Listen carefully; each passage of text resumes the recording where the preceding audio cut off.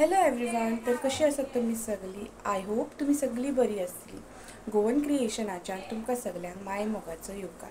तर आयज आमी करया मुळ्याची भाजी, ताका हिंदीन मुली की सब्जी आनी इंग्लिशीन रेडिश बी म्हणटा.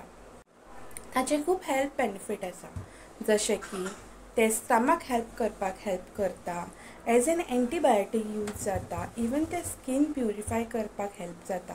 ते एका वाटेन जॉन्डिस बी प्रिवेंट करता, कॉन्स्टिपेशन इज आउट करता आनी तुमचो ब्लड शुगर लेवल कंट्रोल करपाक हेल्प करता.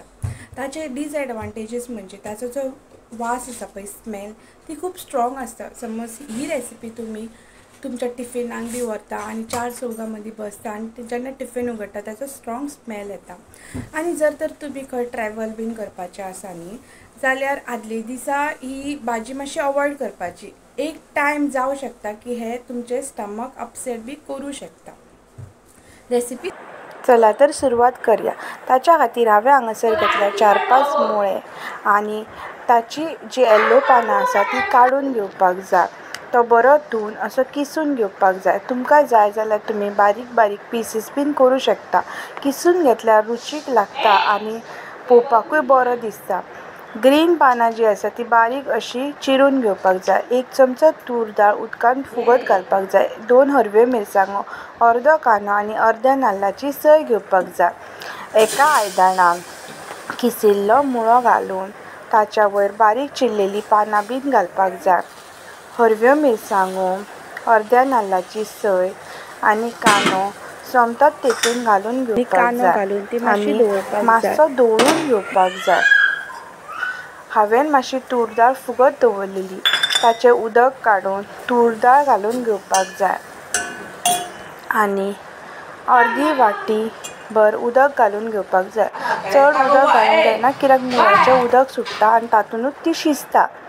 एका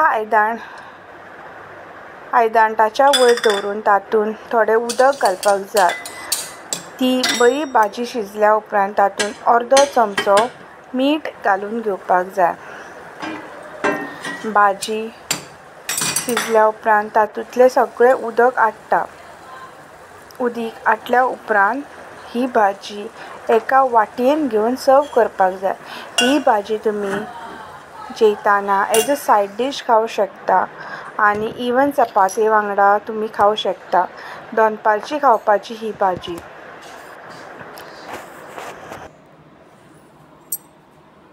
तुमकां ही रेसिपी आवडली जाल्यार ह्या चॅनलाक लायक, शेअर, सबस्क्रायब करात. भायलें खाण खावच्या परस अशें आमी घरान शिजोवन खाल्ली जाल्यार तातूंतल्यान आमकां न्यूट्रिशन बी मेळटा आनी दाळ आसल्या कारणान तातूंतल्यान आमकां प्रोटिन्स बी मेळटा. Thank you for watching. बाय.